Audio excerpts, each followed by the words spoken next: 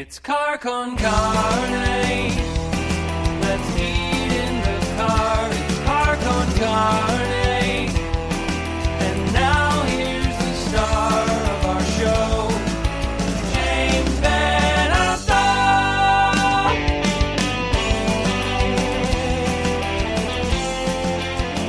And welcome to Car Con Carne. I'm James Van Alstyne. The show brought to us tonight by our friends at Siren Records in McHenry. They're way up north.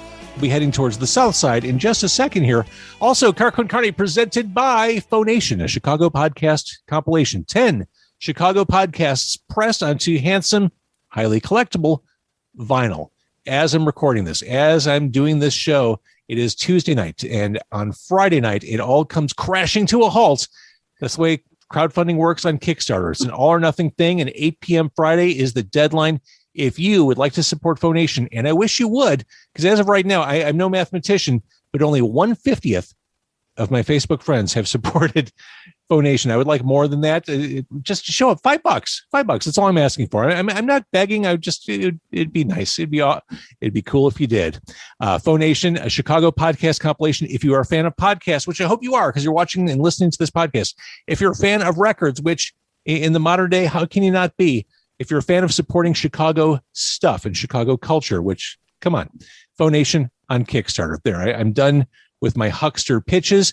That said, of those 10 podcasts we're pressing onto vinyl, I have the host of one of them on the show right now. He is Chris Lanuti from Southside Pod. Southside Pod, very well done, very funny, community-focused podcast. Mount Greenwood, Evergreen, Blue Island, Beverly, Palos, and Alsip 2. You're tuned into the Southside Pod. Oak Lawn, Midlothian, Oak Forest, Chicago Ridge, Flossmoor, and Bridgeview. You're listening to Southside Pod. Did I get that right, Chris Lanuti of Southside Pod? I'm going to tell you something. Bill would think that was the greatest thing in the world, that somebody knew all of his lyrics. He's still mad at me for the intro because we practiced it and we were sitting down here. And if you notice, there's a point where I don't jump in and yell Southside Pod in the background, and it aggravates him every week. Every week he sends me something. He goes, "Great show. You still screw up in the intro." And he won't re-record it because he's not going to make it. He thinks he's perfect in it, so he's not changing it. But it's like there's a mistake in the intro for all of time. But he'd be really excited that you remembered how the show starts off. And I love it. Having me on. I can't believe I'm on anything with JVO, man. Chicago kid. I can't believe that I'm on with JVO right now. This is awesome. Stop it. Are you wearing a White Sox shirt? I am. Most of my wardrobe is a White Sox. That's from that was a freemium. I was at that game like 3 or 4 years ago. Yeah, that was the game. Yeah. I got to say, of all the free T-shirts I've acquired through the years, that one still fits really well. Yeah, this is one of their higher quality ones. Like sometimes you go to a ball game, like any ball, not just White Sox games, but any place, and you get like a freebie, and the thing shrinks the first time in the wash, or the color changes, or like the logo starts falling off. Yeah. The shirt. This was a really well-made shirt. And that's like the plumbers union or something, right? Union guys made it. Of course it's stuck. Yeah, that's right. But it's funny. Like that is one of my favorite White Sox pieces of apparel that I own is that one free shirt, which you're wearing right now. And since you also host a White Sox podcast, it's only appropriate you're decked out in White Sox garb. Yeah. I do a lot of podcasts. We started messing around, I would say, 10 years ago. We were just screwing around in my basement, and we were doing this show called The Broadcast Basement, and we just came up with a name, and we started messing around. And it was just us telling like stupid jokes and swearing and acting like idiots. And, I couldn't believe anybody would ever listen to it. And then like, as we kind of got more into it, I started like trying other kind of podcasts out. And I started like one just for Evergreen Park on the South Side called the EP Podcast, which has been around now for like 3 years and has become like part of that community.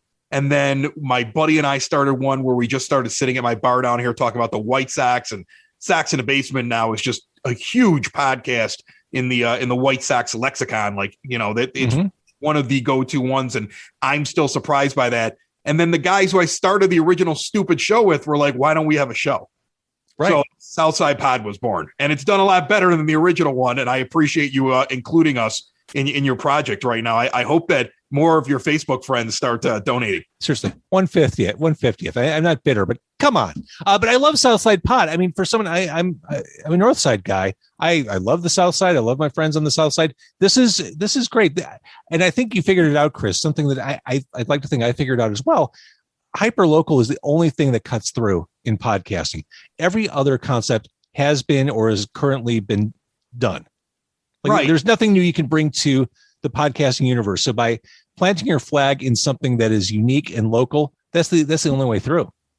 Well, you got to find something, first of all, that you like.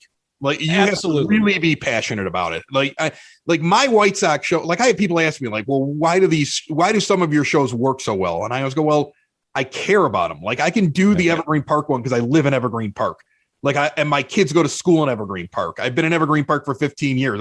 I wasn't born here, but I've spent the last 15 years here. So it's easy for me to talk about everything that's going on there. It's easy for me to talk about the White Sox. They're my favorite team. Like, I like the Bears, but I don't think the show would be as good because I'm such a baseball geek that the White Sox one would make far more sense for me. And the South Side one just makes sense. We're all South Side guys and gals. We've got, a few females that will jump on the show from time to time and contribute as well. We've got a whole group of people, and we all grew up down here, and this is where we're from, and we've got that South Side chip on our shoulder where, like, nobody ever includes us in anything.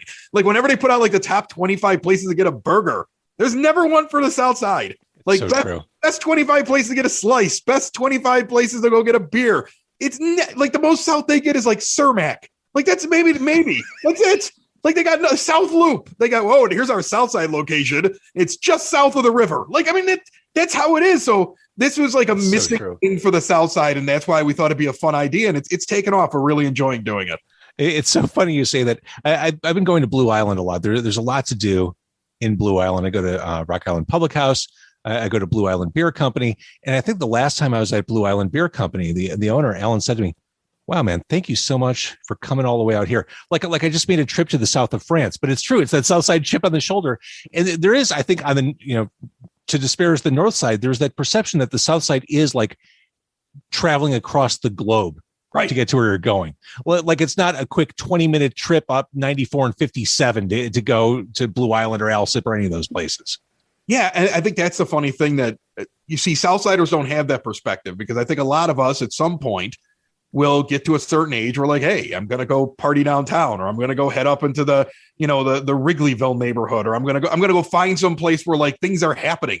Like, where do the only reason to go party in Wrigleyville is if you lose a bet. Who's doing that? Right. But they're like, even over the age of 30, who's doing that? When you're younger, I'm saying, like, when you're young and you're just out, like, looking for girls, let's say, not when I'm an old man now. Okay. But I mean, but we, at least at some point, we experience the part where we get into a car and we drive to the North Side. I don't think that happens the other way around. It doesn't. It really doesn't. This is like a wasteland out here. And we have some amazing spots on the south side of Chicago, some incredible neighborhoods. You mentioned Blue Island. Blue Island is like one of the coolest little towns that, like, nobody visits. And once they do, they're like, man, I want to go here all the time. Yeah. Like, I'm a big fan of Blue Island. I'm a big fan of just everything from the layout of the streets to the type of places that you mentioned there. I mean, I've been in that Blue Island Beer Company a ton of times. I've been over to Rock Island Public House, and they've got that, Butter Upon Bacon that's over there. And it's a great little, restaurant that's inside of the place. And there's just all these little things there. And every neighborhood has its own, it has its own thing. They're all their own little thing, but they're also all part of one big South Side area. And there's so much to explore down here that I don't think most Chicagoans get. They don't understand that there's a lot of culture down here and a lot of really cool spots to hang out. And I love it. And that's what you reveal. I mean, just listening to your podcast, I mean, your love of breweries. I mean, just whether it's One Trick Pony or a Rabbit or whatever, I mean, you shine a light on those places. And to your point about community in the South Side, to me, craft breweries, those are the lifeblood of neighborhoods. Those are like cornerstones of our communities. So it makes sense that you would shine a light on them. I would say so. Like, I find, like, I've met an awful lot of different business owners over the last few years doing all these different podcasts. And there's something to be said for guys that start breweries like that. And first of all, they're crazy. They're all nuts. the idea that they would just they're passionate, just like you with your podcast. They're following their passion. I know, but they're also like they have to go out on a limb to say, I'm going to put all this money into brewing beer and hope that people like it. So, but they're also really inventive. They're maybe the most inventive like business owners that I've met, or at least some of them.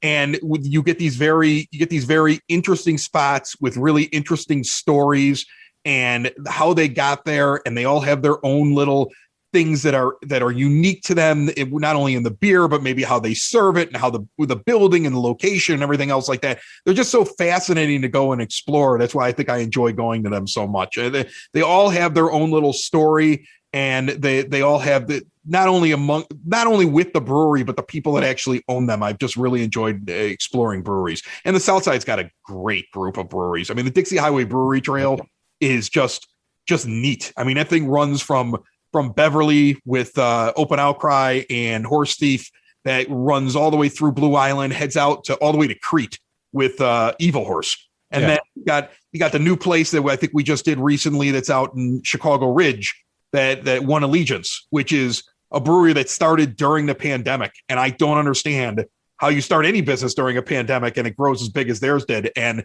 their community didn't even know who they were. Like, I mean, like every other business was like, hey, help out the place that we always go to so it's still around. People helped out that place and they had never been to it. Yeah. Like, I mean, people love the fact that a brewery moved in there. So they're really interesting stories. I love visiting the breweries. Well, I've said it before, but I think for consumers, brewers and breweries it's like finding a cool band. It's like indie rock. It's like being able to go out to a club and discover something that your friends have to know about. Like there's that pioneering spirit of, planting your flag at the brewery, discovering that IPA or whatever that you want to turn your friends onto. The cultural parallels, I think, are pretty striking. Yeah, I would agree. I think that, and then the other thing is the fact that like you get out there and you try things that you haven't tried. You almost force yourself out of your comfort zone when you walk into a brewery. I think everybody's got things that they like, but then you start trying other things when you walk into them. And trust me, if this was a full screen thing, you could see the gut that I've grown from going to all of these breweries. JVL. Southside represent. I've got the Southside beer gut now after heading out to all these craft breweries, but it was well earned. And I was happy to grow it. Speaking of hyper local, this is definitely, I think, more of a South Side thing than a North Side thing. You talk about a North Side thing. You talk about the local high schools, Macaulay High School, Marian Catholic. I don't see the same sort of proprietary pride in North Side high schools, but that's a thing on the South Side. It is. It's weird. The only way I can kind of describe it, my wife is from Wheeling, West Virginia. So she's not from here. I met her in my travels when I was younger. And she moved back here and she laughs about the South Side. She's like, for all the joking that you have about where I come from, some small town that cares about high school sports, the South Side's the same thing. Like she just goes, it's the same thing. First of all, everybody knows each other. It's like a very big little city down here. Yeah. It's like a small town. Everybody knows each other and everybody still cares about what happened in high school. Everybody's still following their high school sports. Everybody kind of like is interested in what's going on with the high schools. And you know what? She's right. I never thought of it as much as I do now that she compares it. And she goes, it's very similar to small town America, the way that the South Side kind of latches on to their communities, their neighborhoods, their high schools, things like that. And you know what the great thing is that this summer we're getting back the church carnivals. Like that's the biggest. I'm in Evergreen Park right now. The biggest story this week is that Most Holy Redeemer has gotten permission to have their carnival all of a sudden. And it was originally canceled. And it's like people are dancing in the streets right now that the zipper's coming. Like they're super excited about it. They can't do the zipper. Yeah, they can't wait to get an elephant here. Well, what's the one ride that goes around super fast? It's not like the zipper that goes vertical. It's like horse. Is that the Himalaya that goes super fast? Oh, are you talking about the one where you stick to the wall, the Gravitron? No, not the Gravitron. Just it's like a coaster, but it goes super fast in a circle on a track. I think it's the Himalaya. Now, when I was a kid, Chris, you could count on that ride to hear Slayer, Judas Priest, and Metallica songs. Yeah, the music's all different now at the carnivals. Yeah, it's all very, very pop and synthy. You're right. And you're right though about what used to play on those rides. That's exactly what would play on that ride. That's where you got all your 80s hair metal was on that ride. Totally. And then you'd play the games. You'd get like a little rock and roll mirror, like a picture of the Swan Song logo, Led Zeppelin, for popping enough balloons with darts or throwing rings on bottles. I mean, that's Americana. Yeah. The neighborhood carnival or the church carnival in the parking lot. And that is a thing down here that was missing last summer that I'm pretty excited is coming back. It's weird, the things that you missed, but those are the, and you know, I don't know if it's like that in any other area, but I know down here on the South Side that those carnivals are such a big deal, and people go to them even if it's not their school. Like they head over to one and then they're like, hey, what are you doing? I'm going to head over to such and such parish. They're having a carnival this weekend. Like that's not it's strange, but like people would rather go to the carnivals than go, you know, travel someplace else. And one of the other neat things that's going on down here that is, it's new. I'll tell you that it's really new is the restaurant scene down here. The restaurant scene's gotten very, I don't know, trendy. Like that, not in terms of prices, but like it used to be that we had very basic food down here. And now we have stuff that like my wife or my friends will sit there and say, there's absolutely no reason for us to travel downtown to have a fancy meal. There's an awful lot of options that are here. So the South Side's it's keeping its small town roots, and it's getting, but it's also growing up an awful lot, I believe. So does that mean there are places selling acai bowls in Alsip next to the Swaparama? You can buy anything down here. Come on. Okay, I've driven by the Swaparama a million times. I've never been in. Is it sketch? Is it seedy? Is it a legit flea market?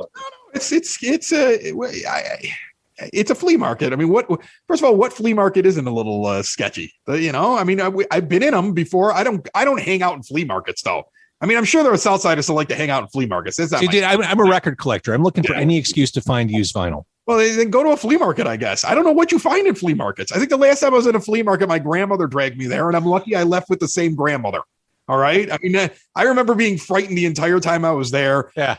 And eating candy that looked like M&Ms, but it was called, you know, Q and Q's or something like that. It had a different letter on it. Like everything was like a knockoff product in the place. I don't go to those places. They frighten me. It's like going to Aldi, where they don't have Fruit Loops. They have Fruit Rounds.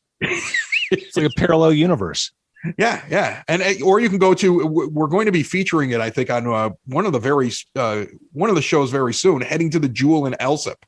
I don't know if you're aware of this, but there is a depression in the parking lot in the Jewel that's in Alsip down here on the South Side. This is a real thing. I thought this was a joke that one of the guys on the show. Like, you mean in the pavement? There's pavement. Yes, something went wrong when they were putting it in, and at the end of the lot there is just a hole basically where it's kind of like, and when it rains there's no drainage, and so on really hot summer days you will find people that will walk down there with a tube. No, in the Elsa parking lot pool.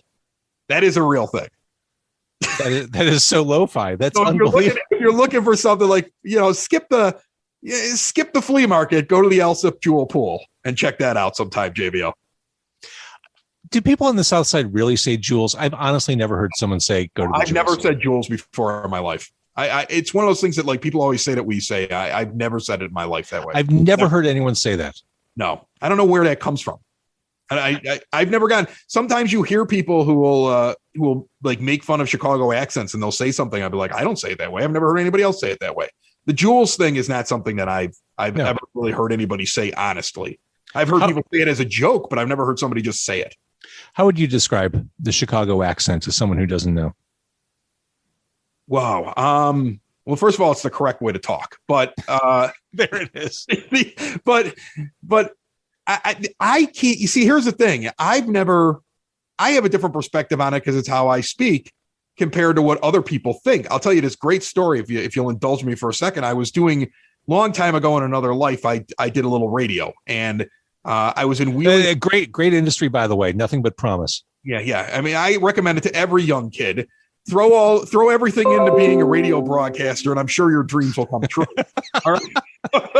But I was doing morning radio out in Wheeling, West Virginia, where I met my wife, and I was in a club one night, and I had this like mobile microphone, and I bump into this guy in the club, and his beer spills on him, and he's got to be 6'8". He's just huge. He probably played offensive line for the Wheeling football team. They probably have his Letterman jacket inside of a glass case. Like, he's going to kill me.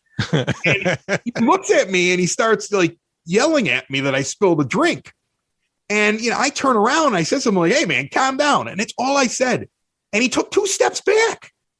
And then I was like, "I'll get you another one." He's like, "Don't worry about it." And he walked away.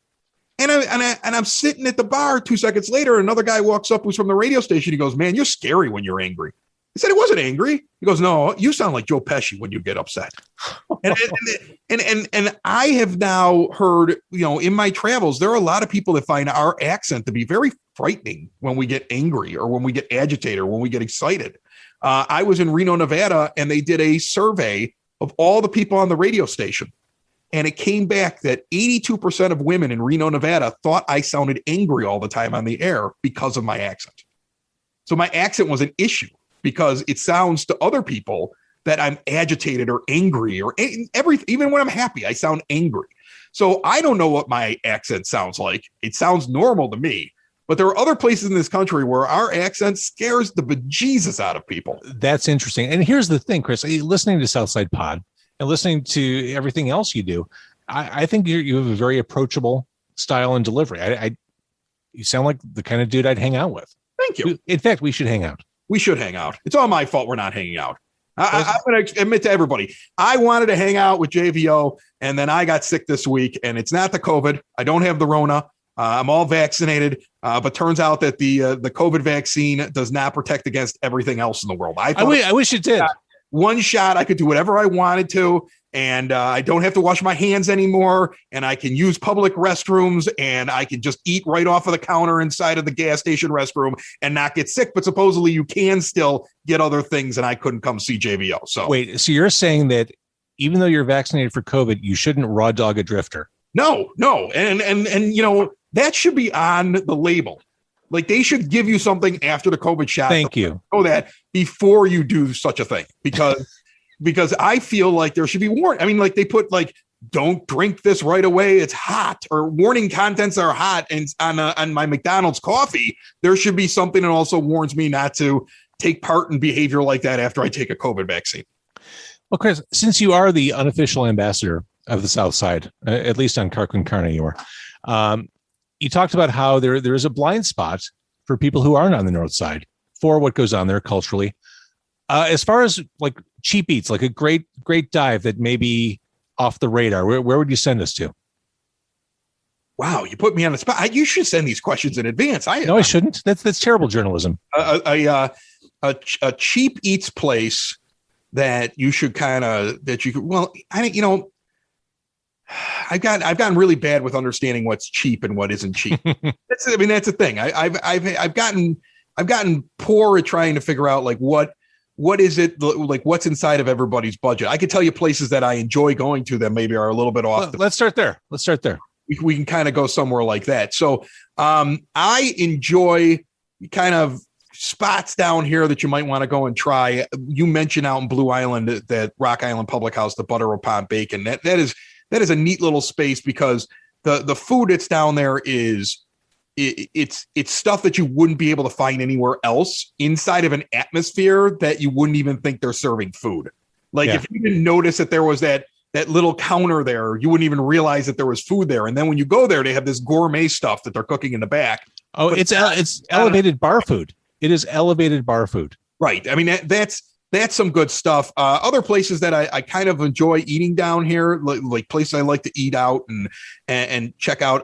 Open Outcry Brewing over on Western Avenue. They have a pizza oven inside of there where they put together some great wood fire pizzas. And pizzas are not kind of things that people. Chicagoans are very particular about their pizzas, and not everybody likes a wood-fired pizza. They want to have their deep dish or their regular bar pizza or anything like that. But that is they've got some really interesting combinations on their pizzas. Sticking with pizzas, Rosangela's in Evergreen Park is one of the go-to spots for me to go get a pizza. I'm writing this shit down. When you get down there. And then I'm going to give you a place that we had on Southside Pod, since we're on pizza, that I would recommend to anybody. It's in Crestwood, Illinois, and it's called Louisa's. And what I learned, and if you listen to that episode, Louisa's restaurant, or Louisa herself, is one of the originators of deep dish pizza. Stop it. She actually sat down with all of when they tell the story, it's like there were like the 5 families of Chicago pizza who sat down with each other. And they all have these names that are very recognizable, but it's the people behind Uno's and Due's and like the Malnati's and everything else like that. And she was one of the people that developed this whole thing when they first came up with it years and years and years ago. Her granddaughter now runs the place. And when you go there, you're thinking, oh, well, this place is just some pizza place off the side of the road. And you know, it's in Crestwood and whatever. I'm just going to, and you order the food and you're like, wow, I can get myself one of the best, if not the best, deep dish Chicago style pizzas that there is. And I'm not downtown and I'm not at the places that everybody's ever heard of before, because they kind of came up with it. And then she just kept their little spot down in Crestwood and didn't do anything else. So it's like a hidden gem on the South Side. That little fact right there made everything up until now has been great. That made this worth its weight in gold. That right there, that's the pro tip we were looking for. And that's why you got to listen to Southside Pod, because we go visit those places, which is great. I love restaurant reviews more than anything because they always feed me. Like when I walk in, I'm always prepared to like buy my meal when we go and do these reviews. Like I don't expect them to give it to me, but they're always just so nice whenever, you know, restaurants are so nice when they host you and you come in there. But that place fed me like, I mean, they hand rolled a gnocchi. There's only one person there that's allowed to do it. Okay. And like everything in there was like so authentic. And when you get in and you sit down in a restaurant and they're telling you their story and they're bringing out their food that they're very proud of, that is one of my most favorite things to do. And we get to do that a lot, I think, right now on Southside Pod. It's a lot of fun. I love it. And you said it. I mean, this is really, it covers everything. It's all aspects of culture on the South Side. And it's a great way to open up your eyes and mind to the stuff that's happening maybe a little bit further down the road if you're on the North Side. Yeah. Well, yeah. I mean, you can come down if you're from the North Side. I mean, Southsiders really don't care if you come down. That's right. Just so you understand that, like, we really don't care. Like we're like, here's the thing. Like we laughed about it when we talked about doing the show. And, you know, I do it with a couple different guys down here. Bill and Mike are the 2 main guys, my 2 main friends that sit down here with me. And I think Bill was the one who sat there and said, are we trying to get people to come to the South Side? And I was like, no, not really. I don't want to have to stand in line any longer for any of these restaurants. Like, I don't want the price of beer to go up. And this is more just for Southsiders. It's like, okay, good. So he'll be very disappointed if all of a sudden a bunch of Northsiders come down because they watch this. All right. So if you could all just keep this under your hat and stay north. Okay. North is the place to be. Don't come to the South Side. The South Side, there's nothing to see here, folks. Nothing at all. I love it. Well, I do love the show. And again, like I said, you have a very approachable way of doing things. I mean, you're in your groove. I mean, you sound, this is a really well done podcast. And it's one of the reasons I wanted you to be part of Phonation. I think it's excellent. It is real. It is authentic. It is Chicago AF. I love it. Thank you. Thank you so much, James. I really appreciate you talking so nice about the show. And we do it because we love doing it. And you know, it's rewarding when people listen to your podcast, I guess, you know, it's crazy. It's crazy when they do that. I never get it. Like I've never understood why anybody listens to anything that I say. Neither can my sister. My younger sister, Gina, has been saying it now ever since the first time I ever sat in front of a microphone. Why would anybody listen to anything that you have to say? But I really appreciate what you just said about the show, and we'll keep making them. What's the hardest part about doing a podcast, and why is it booking guests? You know what? I don't know why it is booking guests. Think about what I do with the Southside Pod, just for that. You know, for Southside Pod as an example, here's a show that reaches specifically into an area where, let's say, a restaurant or a bar or a village or something would want to get their word out. And I still probably only get 40% of them to say yes. Yeah. And I don't understand why, because it's a free way to get what you want out. And yet some people are just very hesitant. Now, I've also noticed that people are nervous because they're afraid they're going to be bad at it. So what I've noticed is that if I can get a guest to come on, and let's say they know other people that I might also want to have on, and they're able to say like, hey, he makes it really comfortable and he edits out all my mistakes and he makes me feel better about myself. then all of a sudden, like the guests start rolling in. So, but yeah, booking a guest is like the hardest thing to do. It's the most frustrating thing to do. Absolutely. I've said when I make my first million from Car Con Carne, first, is that water or is that vodka? It's water. Vodka might kill what I'm still fighting, but Makes sense. Water. Yeah. Yes. Stay hydrated, Chris. No, I said when I make my first million, the first thing I'm doing is paying for a producer. Just to take that off my plate. But I can't do that. See, that's the thing. Like, I'll be honest with you. That's the one thing I was never able to do is hand over control of the show to anybody. Like, I want somebody to book a guest, but I have to produce the entire thing. Like, I have to put the music in. I have to decide exactly when the next segment starts and how it sounds. Like, to me, it's if somebody else does it, it drives me absolutely nuts. Like, anytime I've ever had somebody help me with any show I've ever done, the most I would ever let them do is help me book guests. And then that's what I mean. I don't mean like audio production. I mean, okay. Help me with guest booking. Oh, no, I'm right there with you on that. I want a salesperson. See, that's the thing I need. Yeah. Like we actually, the way we kind of set up things, once we realized how people listen to it, was we've started to sell local commercials, which has done really well. But I've never been a sales guy, and I hate selling things. And I never really liked salespeople in radio when I knew them. Like, I married a girl who was a sales girl, but that was because she was cute. Otherwise, most salespeople in radio stations drive me nuts. So I never wanted to go and do that. So I am the most awkward person in the world. Like, somebody comes to me and they're like, "Hey, should I spend money with your podcast?" And I'm like, "Yeah, sure." I have no idea what to do. So that would be the first thing I would get. But then that person would probably, be annoying because most salespeople are annoying. So then I'd be right back being miserable again. So, but you said, I think this is true of musicians as well. Certainly with podcasters, it's a different part of your brain. There's the creative side, and you want to be focused on show building and growing what you're doing creatively and reaching out to people, cold calling. Oh, sweet Jesus. I can't do that to save my soul. I hate it. It's so antithetical to everything I do. Yeah, I think I want to do. I think one of the greatest things that's happened to me is that business people talk to other business people. Yes. And so when I started doing the Evergreen Park one, and we were in such a small area that some restaurants and bars and business people would mention to other people what they were doing to market their business and would mention the show. Yeah. And then those people would contact me. And then and it just kind of snowballed. I mean, I would say that the majority of people that support these podcasts that we do monetarily were because somebody else recommended us to them, because me knocking on a door is just the most awkward thing in the world. Like, me trying to sell it is just the most strangest thing because I have no idea what I'm doing. The amount of times I've been laughed at by somebody when I'm like, as you can tell, I'm not a salesperson. They laugh. They're like, "Yeah, that's pretty obvious." Like, I'm not that. To me, I'm putting something together I love doing. Yeah. And I enjoy doing. And, that's what I would rather focus on always. Totally get it. Now, to be fair, you're not a typical salesperson, but podcasting isn't traditional media. I think that's part of the appeal. Having that access to the host and to the content you can't get that at TV, radio, print. No, you can't do that. And I think that's the one thing that makes it such an interesting medium. I really think that podcasting, I don't know if what I'm trying to do right now is something that will turn into one of the ways that people do it, or if I'm just a crackpot. But what we've been able to do with our little network, and the fact that, like, I can sit there and endorse certain things, and we can be out at people's spots, and we can kind of we've almost gotten to the point now where I think some businesses work with each other because both of them are on our shows.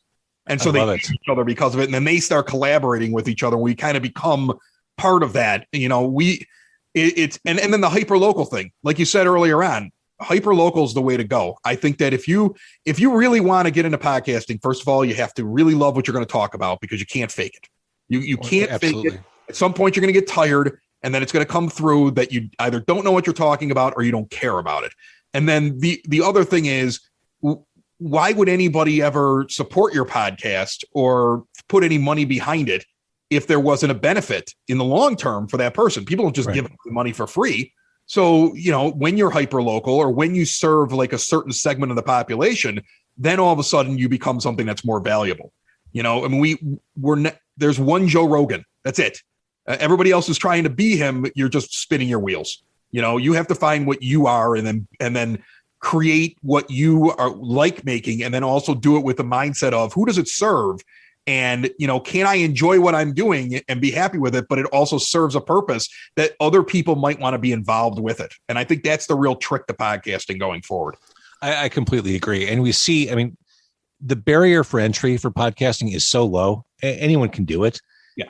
As a result, anyone does do it. And what we see is maybe 4, 5, 6 months down the road, people who start podcasts realize, oh, wait, I'm looking at these metrics and they're horrifying, and I'm not making money, and I'm spending 5 to 10 hours a week on this. What am I doing here? And then as quickly as they come, they go, which isn't a negative or a criticism. It's just, that's the way it's been working. You really, to your point, you have to really be passionate about what you're doing and committed to putting in the time. You have to be tenacious. You have to just stick to it.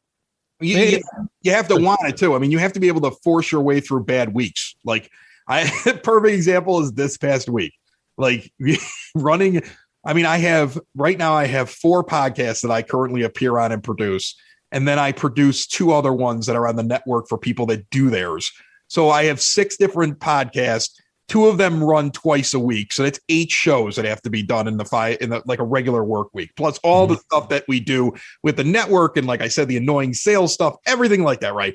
And then I get sick and I can't get out of bed for 4 days.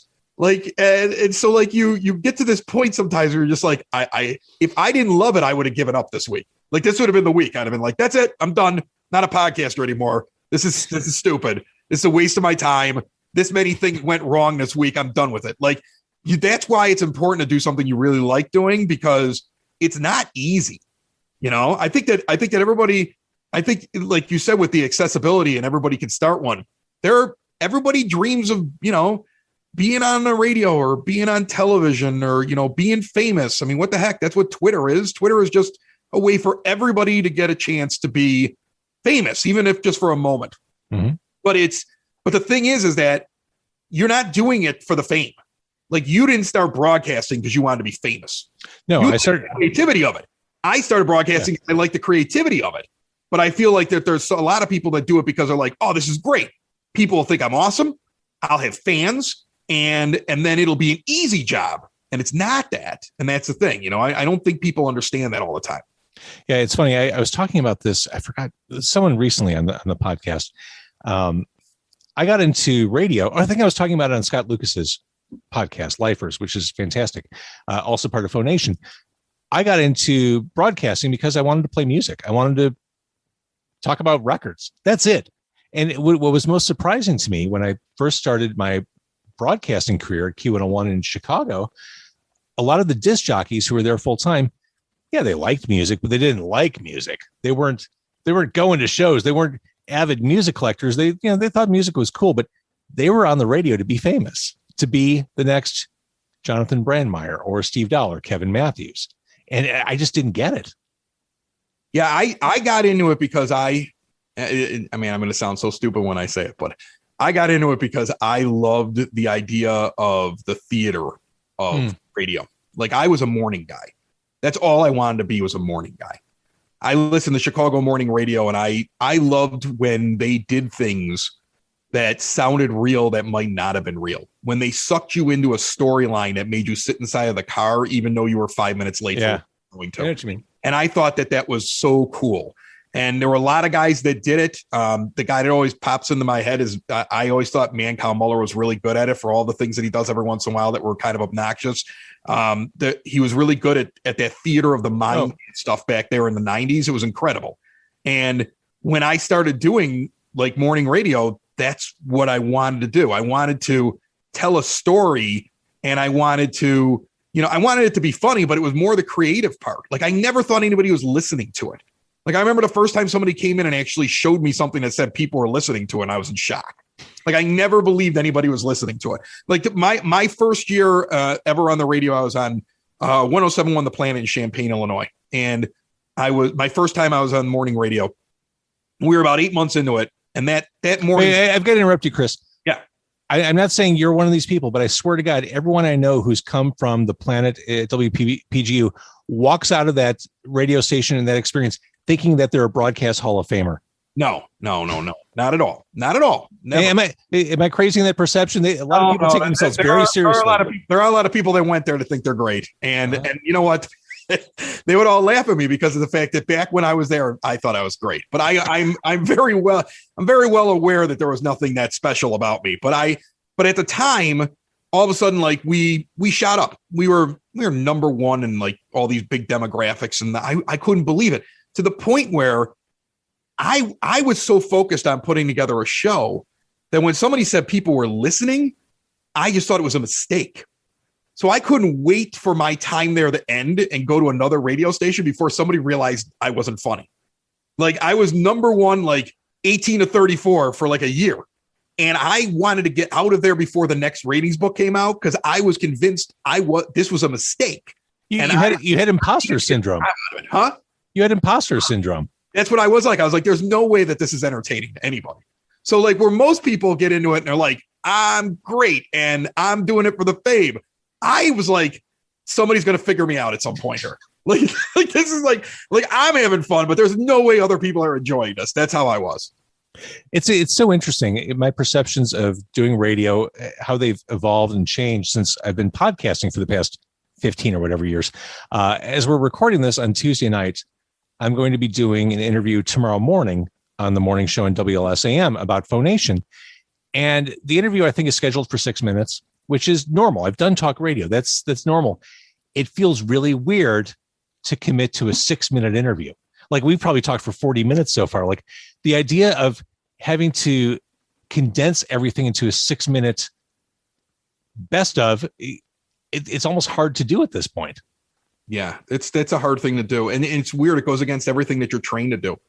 Because when you're doing radio, like compared to podcasting, like when you're doing radio, it's get in, get the best content, get out, and don't drag on. You know, listen for the punchline and then get out. Yep. And that you talk about, like, that's the one thing that with Southside Pod, if you listen to it, there's still some of that there. I haven't been able to give that up. If you notice, like we're sitting around, we're having a conversation, but the punchline pops in probably about 3, 4, 5 minutes into every segment. Sometimes it pops in even sooner. And then at least something switches up in there, because I still have in the back of my head that silly clock that's like, who really wants to listen to me talk for a half hour? Like something needs to break this up. I'm not that entertaining. Like there's no way that anybody's enjoying this right now. So it's like, so if you listen to it, we go from like a segment to another segment, like, oh, now we're at this place. Now we go over here. But that little clock's still in the back of my head from when I used to do radio. Like, we're like, who really wants to listen to me talk for 30 minutes? Like that's not fun. I want to listen to you. I like Southside Pod. Southside Pod deserves to be immortalized, commemorated, pressed onto a handsome 10-track vinyl edition, Phonation. I want to get people to pledge money, or at least tell it. I realize the past year has been a shit show. If you can't afford to pledge, let people know. Funding for Phonation, a Chicago podcast compilation, wraps up Friday night, the 25th at 8 p.m. So the clock is ticking. And I'd love for people to own this and put this on their shelves. If they don't even collect vinyl, it would still look cool in their house. And I promise the cover will look cool too. So now, if for some reason we don't get to the total, is there like a backup plan where we come back with only like 1 or 2 shows and it's about the size of that McDonald's record time? Remember, we had to sing the whole song, Big Mac McDLT, a quarter pounder with some cheese, and if it got all the way through. I do remember that. You remember that? Like that one you might be able to do for less. Yeah, there's no backup plan. It's an all or no. Well, I mean, it's an all or nothing thing. And if you're going down the road of trying to get funded, it's almost not healthy or counterproductive to think, well, if this doesn't work, what can we do? No, when you're in it, you're fucking in it. You've got to make this happen. And that's where I'm at right now. And I realize with a lot of these projects, sometimes the funding will happen within the last 24 hours. I'm hoping that happens with this, because I don't think it's a question of if. I think it's a question of when we'll start seeing podcasts pressed onto vinyl, just like we did radio shows in the old days or comedy records. I think it's just a given that this will happen. I'd like to say that Chicago podcasts were the first in the pool for this. Well, I think it's a great idea, and I think I've already mentioned this to you, but if I haven't, I'm I'm honored that you liked the show so much to put it on there, to be honest with you. Like when you reached out, I was like, come on, like, like really? Like we're one of the 10 that you want to put on here. Are you crazy? Did you get our one good episode? But I really do appreciate the fact that you're putting us on there, and I hope it works out. I think it'd be really cool. Yeah. And again, going back to hyperlocal, there are plenty of Chicago-based podcasts, but yours really speaks to Chicago culture, and it speaks to a very specific interest and category. And that was one of the goals, is having a breadth of tastes and interests represented. And I mean, you fucking nail Southside culture and lifestyle. I love it. And I think it's a really important piece of what this can and will be. Awesome. Well, I can't wait. I can't wait to hear it. I got to get a record player, but then I'm gonna listen to it. You know, they're giving them away for a song now. Record players are super cheap. Like seriously. Maybe I can exchange my VCR here in the back room for one. Yeah, the VCR. Forget the VCR. You can get a turntable for like $80 now. Like just get it on Target. I love that you're keeping it alive. I keep looking at your record collection behind you, and I love it, dude. Just hang on. Just today, right before we started recording, I went to Rattleback on the north side in Andersonville. Bought this Sugar Copper Blue on vinyl, which also includes Beaster, the EP. One of my favorite albums of the 90s. I never owned it on vinyl. It's one I'll play to death. But yeah, I'm keeping it going. I bought records as early as. So are records like they sound better to you? Like you just enjoy the record sound? No, I'm not one of those people. Well, records just sound warmer. I'm not an audiophile. I'm a music fan. And after listening to so much digital music for so many years, there is a lot to be said for when you put a record on, you are committing to that vision, that artistic statement for 20 minutes. No one gets up and changes the track on a record. They let the whole side through. Right. For better or for worse, you're listening to that artist's work from start to finish. And I like the immersiveness of this, because I don't know if you're like me, when I listen to digital music, especially if I'm using Bluetooth in my car, I don't listen to the full song. It becomes this weird ADD thing where I'll hear the first 2 minutes of a song and I'll skip the track and I'll keep going. And I find I don't enjoy music as much when I listen like that. But when I put a record on, yeah, fuck it. I'm all in. You know what else I miss? I miss the CDs with all the lyrics inside the book. And every once in a while, like a hidden map or something. Like remember in which one was it? The Weezer, the second one, Pinkerton. Yeah. If you pulled the back of the CD case apart, there was a map that was like hidden back in there. I miss that kind of stuff too. You know, you're right. This digital stuff's terrible. The only time I listen to digital when I'm at home now is if I'm preparing for an interview for Car Con Carne, or if I'm screening music for my Demo 312 show on KQX. That's the only time I'm listening to music digitally. Otherwise, I'm throwing on records. Working from home the past 15 months, I just kept changing the record. And I love it. It feels more immersive. But I'm not an audiophile. I'm not going to tell you that the way a 180-gram record is pressed means that the sound you're getting is a more rich and nuanced. No, fuck. I like the experience, the artistic experience of listening to records. That's really cool. I think it's cool. I think one of the things that's missing in this world is that there's too many people that like miss the nuances and the stuff that you enjoy. It's the same thing as like, I like taking trips and I like driving so I can see the country instead of flying over it. You know, I think we're too into the instant stuff. I like it. I agree. I'm going and getting a record player now. You've convinced me. It's so cheap.